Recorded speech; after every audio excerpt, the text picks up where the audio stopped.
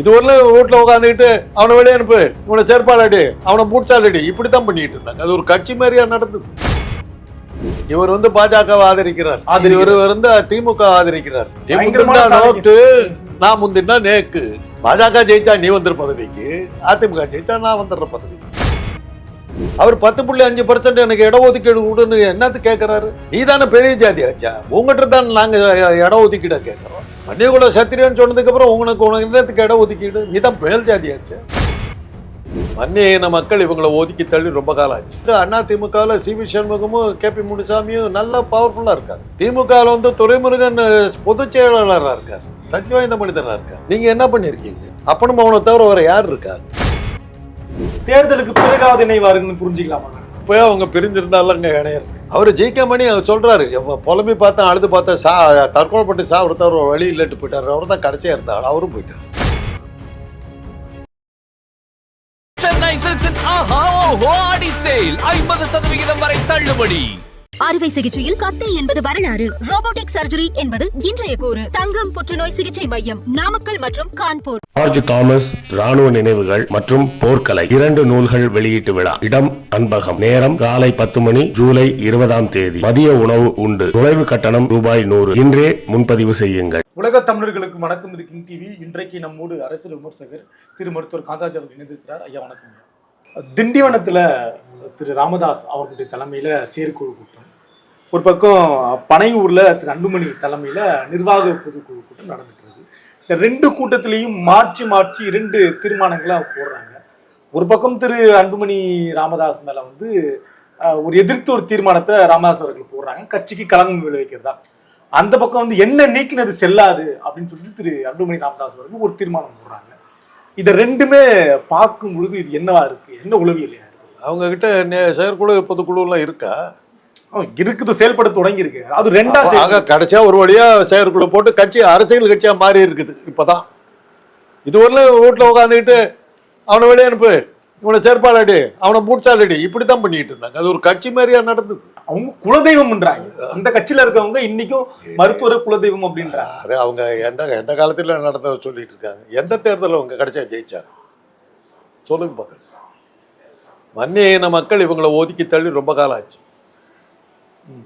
இன்னைக்கு செல்வாக்கு மிக்க கட்சியில எல்லாம் இவங்க சொன்னதை விட வன்னியர்கள் மற்ற கட்சிகள்ல இருக்கிற வன்னியர்களுக்கு மரியாதை ஜாஸ்தியா இருக்கு.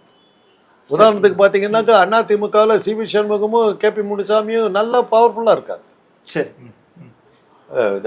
திமுகவில் துரைமுருகன் பொதுச் செயலாளராக இருக்கார், சக்தி வாய்ந்த மனிதனா இருக்கார். நீங்க என்ன பண்ணிருக்கீங்க? அப்பனும் அவனை தவிர வேற யார் இருக்காங்க? அவர் ஜெயிக்க மணி அவர் சொல்றாரு, புலம்பி பார்த்தா அழுது பார்த்தா தற்கொலை பட்டு சாப்பிட வழி இல்லட்டு போயிட்டாரு. அவர் தான் கடைசியா இருந்தாள், அவரும் போயிட்டாரு. விக்கிரவாண்டி தேர்தல் அவங்க சுலபமா ஜெயிச்சிருக்க வேண்டிய இடங்க, வெற்றி பெற வேண்டிய ஒரு பட்டியல தலைவர் ஒருத்தர் கொல்லப்பட்டிருக்கிறார். அந்த நேரத்தில் கொலை செய்யப்பட்டிருக்காரு.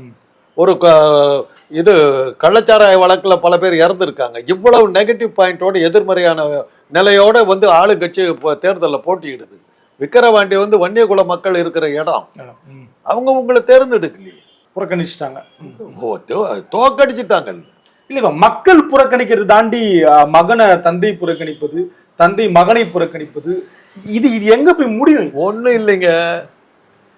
இவர் பாஜகவை ஆதரிக்கிறார், இவர் திமுக ஆதரிக்கிறார். மக்கள் நலனுக்காக 2 பேரும் மக்கள் நலனுக்காக ஆதரிக்கிறார். புரியலையா உங்களுக்கு?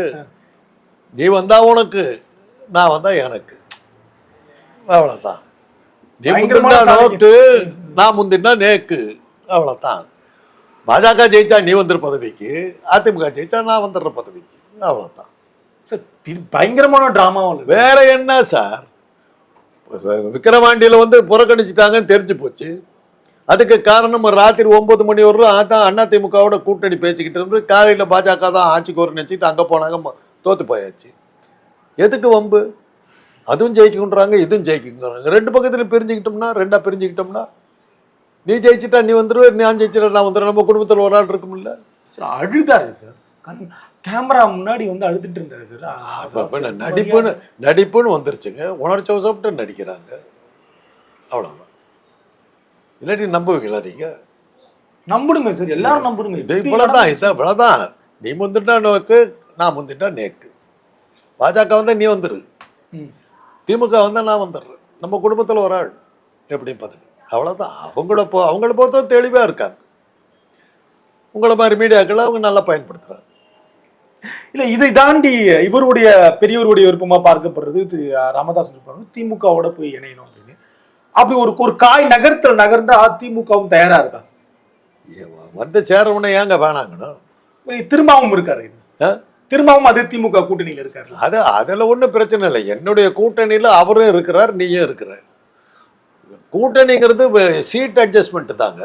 கொள்கை கூட்டணின்னு சொல்றோம். கொள்கை கூட்டணின்னு ஒண்ணு கிடையவே கிடையாது. அப்படித்தானே திமுக சொல்லிட்டு இருக்கு. முதல்ல எவங்கிட்ட கொள்கை இருக்குது அதை சொல்லுங்க.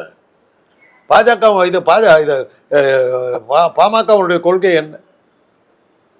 வன்னியகுல மக்களுக்கு இது பண்றது, உரிமையே பெற்று களத்துல நின்று போராடி பெற்று. திருமாவளவனுடைய இது என்ன? பட்டியலினத்து மக்களுக்கு உரிமைகளை பெற்று. அவர் தமிழ் தேசியமும் பேசுறாரு. திருமாவளவர்கள் இப்ப தமிழ் தேசியமும் பேசிட்டு இருக்காரு. அது தமிழ் தேசியங்கிறது வந்து எனக்கு இதுவரையிலும் தமிழனா இருந்து தமிழ்லயே படிச்சு தமிழ்லயே வளர்ந்த எனக்கு இன்னைக்கு வரலும் புரியாத ஒரு வார்த்தை தமிழ் தேசியம். தமிழுங்கிறது ஒண்ணு, தேசியங்கிறது ஒண்ணு. அது எப்படி ரெண்டா ஒன்னா சேரும்? தமிழ்ல நீங்க பேசும்போதே தேசியத்தை விட்டு விலகிட்டீங்க. அப்புறம் தேசியம் பேசும்போதே தமிழ் உங்ககிட்ட கிடையாது. அப்புறம் எப்படி தமிழ் தேசியம்? அப்படி வச்சுதான் சம்பத்து காலியானார். ஏவிகே சம்பத்து பெரிய தலைவராக எதிர்பார்த்த சம்பத்து காலியா போனது எப்படி? தமிழ் தேசியம் நாங்க சிரிச்சாங்க. ஒண்ணு புடவை கட்டிக்க, இல்லாட்டி வேல்ச்சி கட்டு. நீ புடவை கட்டிட்டு அது மேலே வேல்ச்சி கட்டிக்கிட்டு அதுக்கப்புறம் ஜாக்கெட் போட்டு அதுக்கப்புறம் ஷர்ட் போட்டுன்னா நீ என்னவா இருக்க? ஆனா பொண்ணா நீ? இல்லை இப்படி சொல்றாங்க. நாங்கள் பிஜேபி எதிர்ப்புல மாநில உரிமை பறிப்புல நாங்கள் ஒன்றிணைந்து பிஜேபி எதிர்க்கிறோம், அதுக்காக உருவாக்கப்பட்ட கொள்கை கூட்டணி திமுக கூட்டணி அப்படின்றாங்க. அப்ப திருமாவளவர்கள் சொல்றது எந்த இடத்துல பாட்டாளி மக்கள் கட்சி இருக்கும் அங்க நாங்க இருக்க மாட்டோம் அப்படின்றாங்க. இதுல நான் தான் சொல்றேங்களே, சீட் அட்ஜஸ்ட்மெண்ட்ல பாட்டாளி மக்கள் கட்சி நிக்கிற இடத்துல வந்து திமுக நிக்காது, விசிகாவும் நிக்காது. விசிகா நிக்கிற இடத்துல பாட்டாளி மக்கள் கட்சி நிக்காது, திமுகவும் நிக்காது. அதுதான் கூட்டணி. இது அதான் சீட் அட்ஜஸ்ட்மெண்ட் தானே. நீ நிக்கிற இடத்துல நான் நிக்கல. அப்ப உங்களுக்குள்ளார என்ன பிரச்சனை இருக்குது? தொண்டர்களை ஏத்துக்குவாங்களாங்கிறது தான் கேள்வி. பாமகவில் தொண்டர்கள் இருக்காங்களாங்கிறது ஒரு கேள்வி. இவ்வளவு அடிதடிக்கு பிறகு அங்க அந்த கட்சியில கேள்வியால மருத்துவரோட விருப்பமா? மருத்துவருடைய விருப்பம் இல்லை அப்படி நீங்க நினைச்சுக்கிட்டீங்கன்னா உங்களை நீங்களே ஏமாத்திட்டு எனக்கு நானா கட்சி நடத்துறேன், தோக்க போறது நான் இல்லை, ஜெயிச்சாக்க எனக்கு பதவி கொடுக்க போறது இல்லை. அப்ப எந்த வகையில் அந்த பாட்டாளி மக்கள் கட்சியும் விடுதலை சிறுத்தைகளும் ஜெயிச்சாக்க எனக்கு என்ன லாபம்? அதில் பாருங்க, நான் ரெண்டு ஜாதியும் கிடையாது. அவன் ஜாதி அடிப்படையில் இயங்குறவங்க, நான் ரெண்டுமே கிடையாது. எனக்கு என்ன லாபம்? திருமாவளவன் மேல எனக்கு ஒரு மரியாதை உண்டு. தன்னுடைய இன மக்களுக்காக அவர் போராடுறாரு. இவர் மேல ராமதாஸ் இவர் வந்து ஆக்கிரமிக்க வர்றாரு. அதனாலதான் அதை ஏத்துக்க முடியாது. வன்னியகுல சத்திரியருங்க, வர்ணாசிர தர்மத்துல பார்ப்பனர்கள், அடுத்து சத்திரியர், மூணாவது வைசியர், நாலாவது தான் சூத்திரர். நாங்கெல்லாம் சூத்திரர். சத்திரியரையும் பார்ப்பனர்களையும் ஏற்று போராடுறவங்க தான் சமூக நீதி. அப்படி இருக்கும் வன்னிக்குள்ள சத்திரியர் கூட நாங்க எப்படி இருப்போம்? அவர் 10.5% எனக்கு இடஒதுக்கீடு கொடுன்னு என்னத்து கேட்கிறாரு? நீ தானே பெரிய ஜாதி ஆச்சா, உங்ககிட்ட தான் நாங்க இடஒதுக்கீட கேட்கிறோம். வன்னியகுல சத்திரியன்னு சொன்னதுக்கு அப்புறம் உனக்கு என்னத்துக்கு இடஒதுக்கீடு? நீ தான் மேல் ஜாதி ஆச்சு. இல்ல அதெல்லாம் அவர் சொல்றாரு, நாங்க இதுல நெருப்புல பிறந்தோம், அப்படி வளர்ந்தோம், அப்புறம் அவ்வளவுதான் இருக்கு அப்படின்னு. ரைட்டு, அக்ரைடு. நீ பெரிய ஆளு, நீ போ, தனியா போ. ஆனா அது நீ வந்து அங்க வந்து 10.5% யாருகிட்ட கேட்கிற? சூத்திரர்கிட்ட கேட்கிற. ஏற்கனவே நாங்க அடியில் இருக்கிறோம், நம்மள ஏறி மெதிக்கிறதுக்கு கேட்கிறேன். அவர் என்ன சொல்றாருன்னா, நான் சூத்திரன்லயே பட்டியலினத்தை போட்டு நான் அடித்தளத்துல அடிமட்டத்துல கிடக்குறேன், என்ன கொஞ்சம் மேலே ஏற்றி விடுங்க அப்படிங்கிறார் திருமாவளவன். அவர் கேட்கறதுல வந்து மனிதாபிமானம் இருக்குது. நீ கேட்கறதுல வந்து ஆக்கிரமிக்கிறதுக்கு பாக்குற. நீ அத்தனை பேர்த்தையும் ஆக்கிரமிச்சுக்கிட்டு பாப்பானாக பாக்குற. அவ்வளவுதான். அது அந்த வித்தியாசத்தை தான் நாங்க பாக்குறோம். இல்ல இவ்வளவு சிக்கல் இருக்கு. இப்ப நீங்க சொல்லும் போதே வந்து அது நெருப்புக்கும் நீருக்குமான முரண்பாடு. அப்ப நேராக நெருப்பாக திரும்ப இருக்க கூட்டணியில இவர் வந்து இணைய வாய்ப்பு. அதான் சொல்றேங்க, உன் இடத்துல நான் நிக்கல, என் இடத்துல நீ நிக்காத. உன் இடத்துல ஆளுங்க ஓட்டு போட்டாலும் போடுவாங்க, அது ஒன்னு இஷ்டப்படி போட்டுக்கன்னு சொல்லிடுவோம். ராஜாஜியும் கலைஞர் அண்ணாவும் ஒன்னா சேர முடிஞ்சதுங்க.